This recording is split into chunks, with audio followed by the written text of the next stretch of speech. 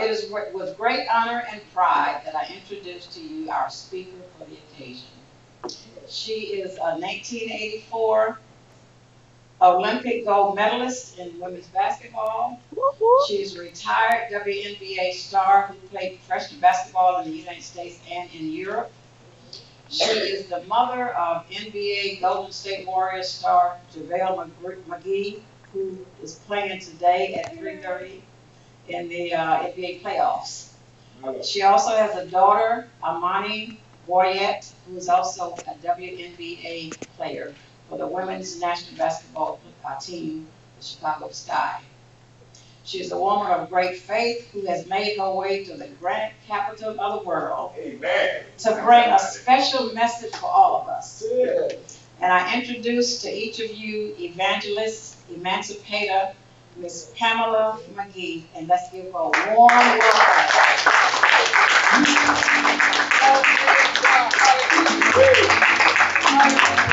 Y'all need to stand up and give God some praise up in here. So, because God wants to bless somebody that they can work it up in my spirit. And I'm in the granite capital of the world. And God says, he who's here is supposed to be here. God is saying that he's operating with a small group. All we need is like getting a few good men that want to hear a word from God. So I'm just going to go to the throne of grace because this word has been in my spirit, you know, and sometimes God gives me the word first and I got to live it, and then he gives it to the people. So let's just go to the throne of grace and just enter in. Father God, I just thank you for this opportunity. God, I just thank you that a humble servant said, here am I, send me. I walk in blessings all over my life. I thank you for each and every blessing that you place in my life. Now every mind here, Father God, clear their mind, Father God. Clear their heart, Father God. They come now expecting a word from you, Father God. Father God, I'm not, if their finances are broken, we ask for a fix, Father God. If their womb is barren, Father God, fill the womb, Father God. If their heart is broken, mend the heart.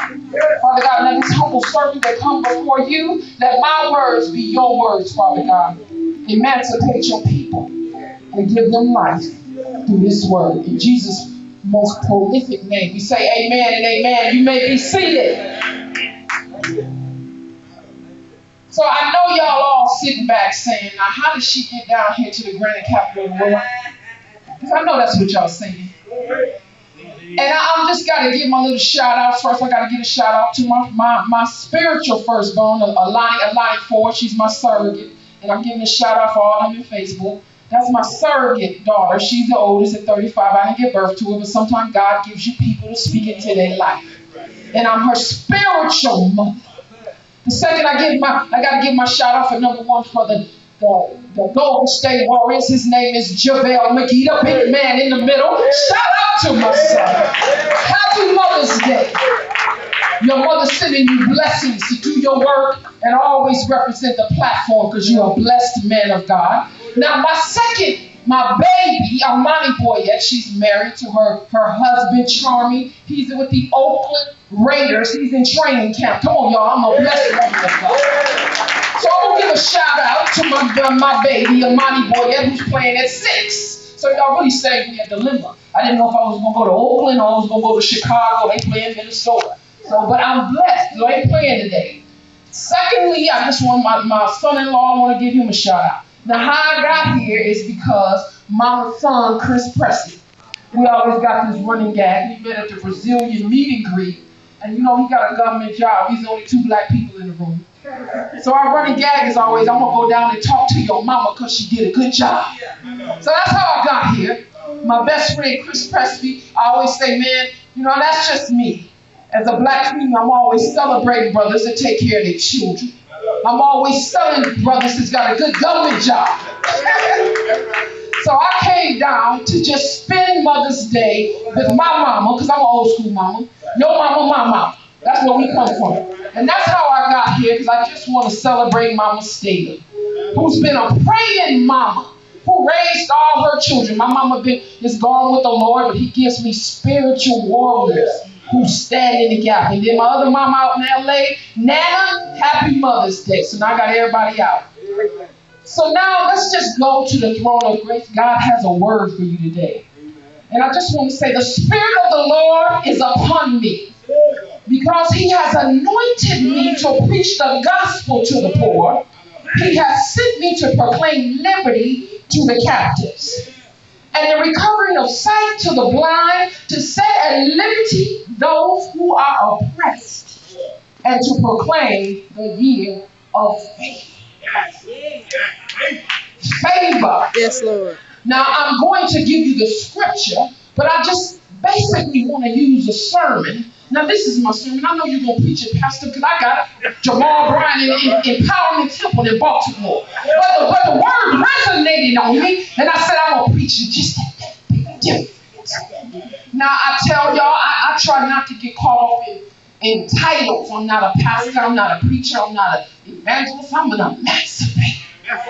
Because God is raising up people who's just going to serve God regardless. Oh, yeah. See, I've got to stand holy before God. See, some people have abused the pulpit. And then God is raising up our people. I'm not worried if it's 5 people, 10 people. I've preached to millions. I've preached to thousands. But God is raising up emancipators to say, I'm going to live for God. And I'm going to stand holy before him. And I'm going to preach truth. As a modern day Harriet Tubman, to tell my people, don't be fooled. God is still God.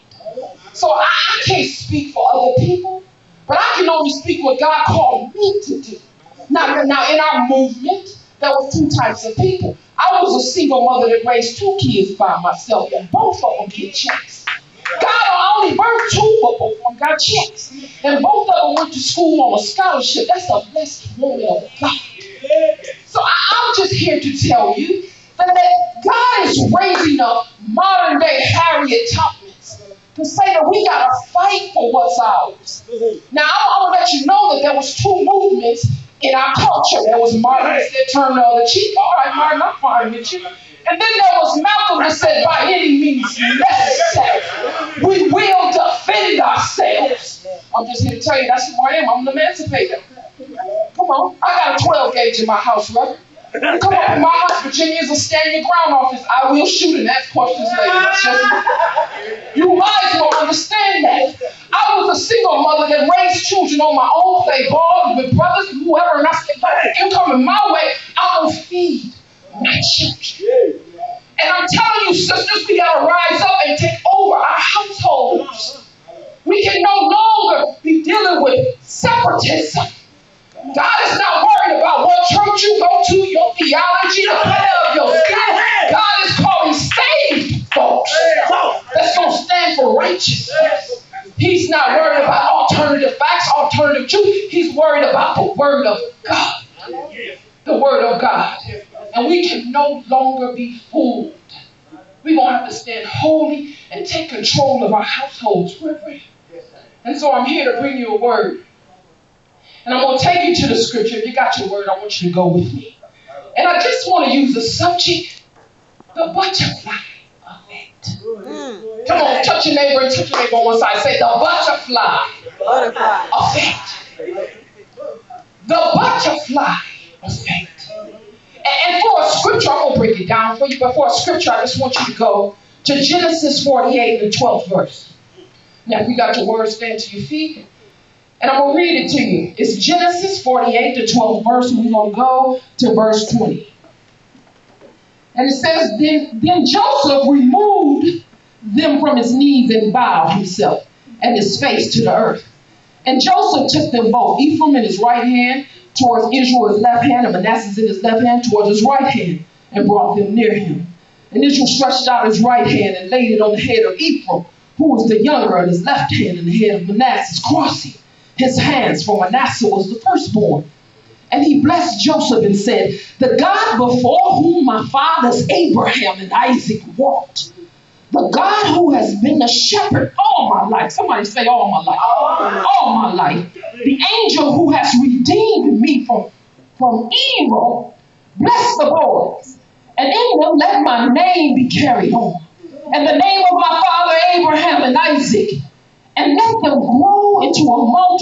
the midst of the earth. Now, when Joseph said that his father laid his right hand on the head of Ephraim, it displeased him. And he took his father's hand to move it from Ephraim's head to Manasseh's head. And Joseph said to the father, "Not this way, my father. Since this one is the firstborn, put your right hand on his head." But his father refused and said, I know, my son. He also shall become a people who also shall be great. Nevertheless, his younger brother shall be greater than he, and his offspring shall become a multitude of nations. So he blessed. All right, you may have a seat. Oh, come on now. So that's the scripture. And I'm going to give you, now when someone gives you a scripture as an emancipator, I'm just here to tell you there ought to be a biblical reference in the Old Testament. And since we're on a new covenant, there ought to be a new covenant also. So I want you to understand Romans 8:37 says, we are conquerors. Neither life nor death nor height shall separate us from the love of God. Now, that's your New Testament scripture. So I'm here to tell you, we find ourselves, and I merely want to touch your neighbor again and say, the butterfly. And I know you're asking the question, now, emancipator, you need to talk to us. We don't know nothing about no butterflies. I don't understand the butterfly effect. Well, I'm going to break it down to you. I also got a degree from USC, so somebody say, man, she got a degree from USC. So, and also understand that I'm a sister from the north end of Flint, Michigan. I came from the hood. And sometimes people think because you got all them degrees and I'm suited and booted. No, she's still there. She's still there. I just keep her doing it. But when you come up trying to get my babies, I might pull her up. I told you I'm not a pastor or preacher. I'm an emancipator. And I'm always protect mine. It is a natural occurrence in life. We got to protect our babies at all costs. I don't apologize for protecting my children. And I try to be dignified with my degrees from USC. But if you take me there, I will go there. Because we call it the butterfly effect. So I started researching the butterfly effect. Now, it's a scientific phenomenon that scientists don't really understand that if I flap my wings, if I just flap my wings as a butterfly, here in the granite capital of the world, the butterfly effect is such a powerful entity that if I flap my wings here in Alberton, Georgia, it may cause a hurricane in Chile.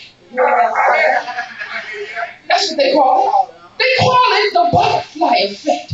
But what's so deep about it, no one can quantify it because the scientists can't quantify it because it's such a rare phenomenon. There aren't enough of them to quantify it. Come on. It's called the butterfly effect because the power of the entity, they can't even understand how you can flap your wings. Here in Alberton, Georgia, in a small church. Come on now. Or in the grove, I can flap my wings and cause a hurricane in China. That's called the butterfly effect. So okay, come on, emancipator. I hear you, but I don't understand what you're talking about. Well, you got to know the history and the natural occurrence of butterflies. They start out as caterpillars. Come on. They start out as caterpillars. See, I was a caterpillar born to a teenage mother. Had twins at 17. Born on the north end of Flint, Michigan. They're like, no. Your mama got 2 babies at 17. Worked at Mars Brothers for $1.25 an hour. See, they don't understand what the butterfly effect. They don't know what you're paying for. See, that's what's so powerful about butterfly and what God does with the butterfly effect. See, when God brings you out of some mess, y'all got to pray with me. The butterfly is so fun. Come on now, y'all know we got to celebrate our finest, my sisters. Because I'm going to tell the devil is a liar. It ain't nothing more beautiful than a beautiful black man and a beautiful black sister. I know I got an amen. Can I get an amen? Oh, ain't nothing more beautiful than that. for my sisters. Don't ever give up your butterfly. Because it ain't nothing like my butterfly. Because when I walk in a room, I got my wings. They don't know what a butterfly can do. So I gotta recognize that butterflies come through caterpillars. And then there's a stage in a caterpillar's life where they gotta go through a cocoon. Come on. I don't know about your cocoon. I don't know about your cocoon, Pastor. I've had some cocoons in my life. Oh my. You don't know the Olympic gold medalist. You don't know 2 children that's getting paid. You don't know that she had breast cancer. Oh my. And the doctor said, count her out. Come on, they don't know. Come on, they don't know that she came out of an abusive marriage. But God knew. The butterfly effect. So we find ourselves in this passage. And you need to know when the butterfly effect takes place. And then I'm telling who's ever in the voice of my voice, you got to know what season it is. Oh my. God is no longer going to be patient with caterpillars. You can miss your blessing if you want to. Y'all can miss your blessing if you want to. But it's some of us that got the butterfly syndrome. The butterflies say, I don't care what you gonna do, I don't care what your mama gonna do. All of us in here, we gonna walk in the butterfly. So we find ourselves in the passage. So Jacob is on his deathbed. He's dying. And the Bible says, and I'm gonna tell you some stories in the Bible. See, this word of God, I look in the Old Testament to see people that look like me. That people that talk like me. And when I'm going through some changes, God will reveal a person that reminds me of me. So I'm looking at Jacob. His name is now Israel. Come on now, he was a caterpillar. They called him Jacob. But when God delivered him, he changed his name. Come on, Saul. When he went on the 3 days, they changed his name to Paul and became this prolific writer. That's what the butterfly effect will do to you.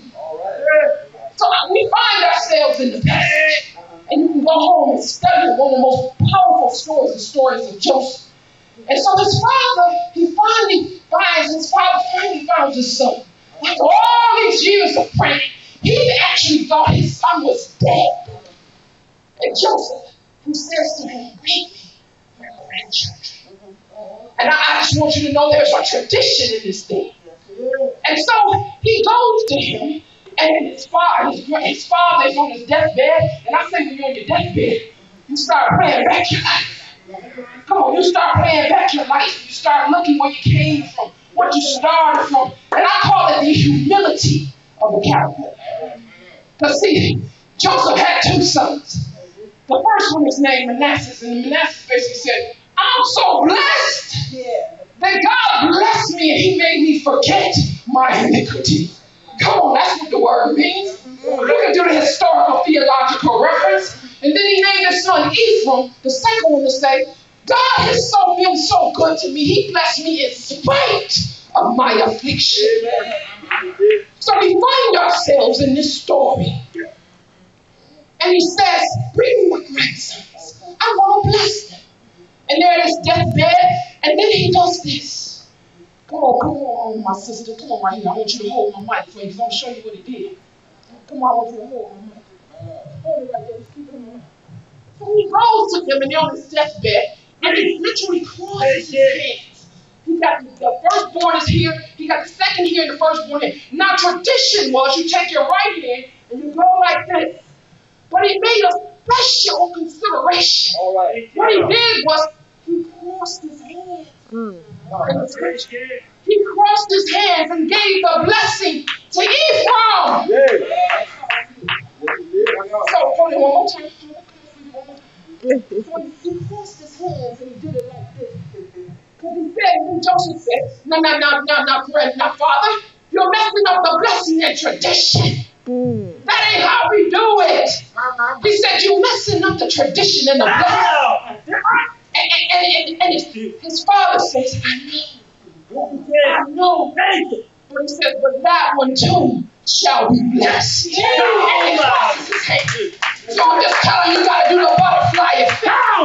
Everybody do the butterfly effect. I need y'all to go with me.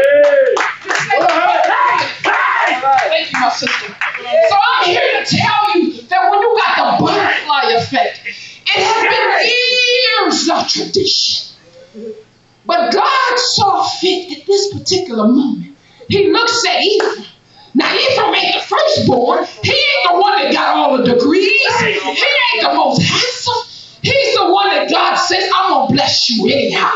He says, I'm going to change all tradition because God has called you to be a butterfly. I'm here to tell my sisters, you might be in a cocoon situation, but God is saying the cocoon series is over.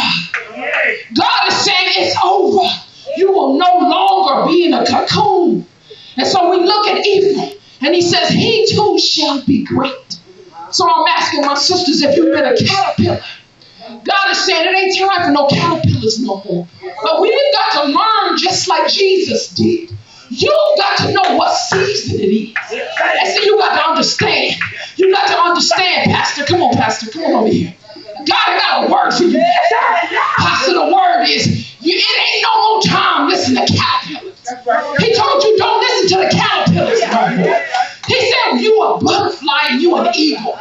Come on, Pastor. He said, why are you trying to talk to caterpillars that want to crawl and you know how to fly? Come on, now that's your word, Pastor. If they don't want to fly, leave them alone. Because God is getting ready to take you to another level. And the caterpillars keep pulling you back to the flow. You're not a flow-dwelling pastor. He's getting ready to open up the gates, Pastor, because you've been faithful. You've been faithful. And because of your faithfulness, he's going to bless you. But when the caterpillars start talking, just give them the butterfly. You got too much work to be done, Pastor. Don't waste your time being distracted with caterpillars. He said you've been faithful in your cocoon. He's pulling off all the layers. He's purging some things. He's about to bless your finances. Hallelujah. Open up the gates, Father. Open up the gates. The world needs to hear a word. He's going to bless you, Father. He's going to bless you. All you got to do is be obedient. And when the caterpillars come to take you out, just flap your wings. Come on now.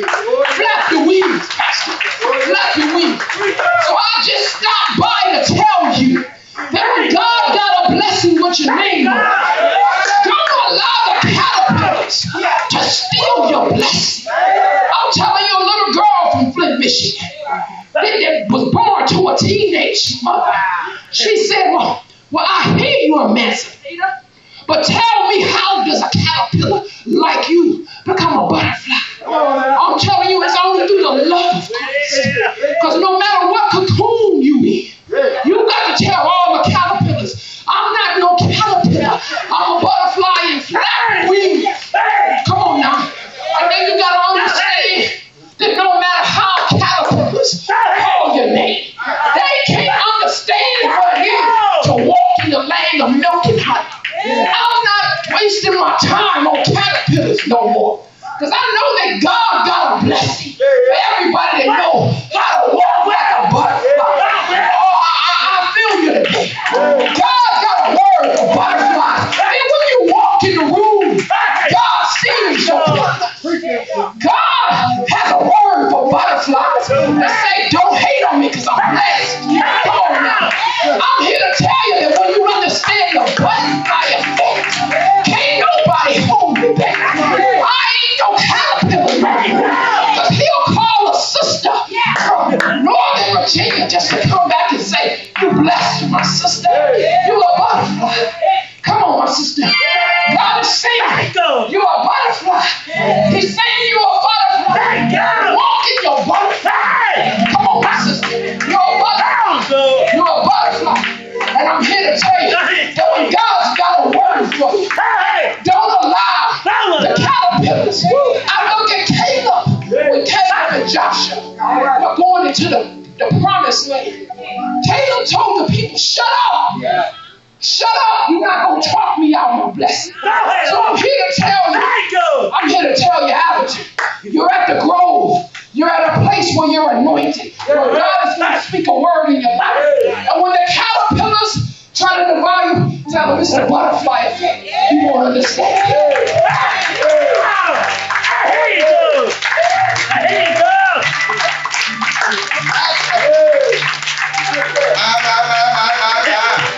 Come on, somebody. Come on, somebody. Lord have mercy. Somebody got an answer this afternoon. Somebody been trying to figure out why is it so hard for me right now. Somebody been trying to figure out why I can't seem to get the ends to meet. But the emancipator just told us that we are in a caterpillar state. Y'all don't tell me. We gotta decide when we bust out of our cocoon and decide turn into a butterfly. Can I get with it? I'm so glad I don't have to live in my caterpillar state. I don't have to stay in the cocoon. I'm so glad I learned how to flap my wings. Good God Almighty, I'm so glad the Lord, He gave me power to flap my wings. Lord, He gave me power to turn into a butterfly called one Friday. That's it. He died. And early Sunday morning, he got up with all power. I am so thankful to you for answering my question. Because I've been trying to figure out how in the world could the Lord use a crackhead, an ex-con, a thief, a liar, a murderer, a homo. I've been trying to figure out how the Lord can take something that thought nothing of himself his whole life and use him to upbuild his kingdom. I've decided today that I'm going to be a butterfly.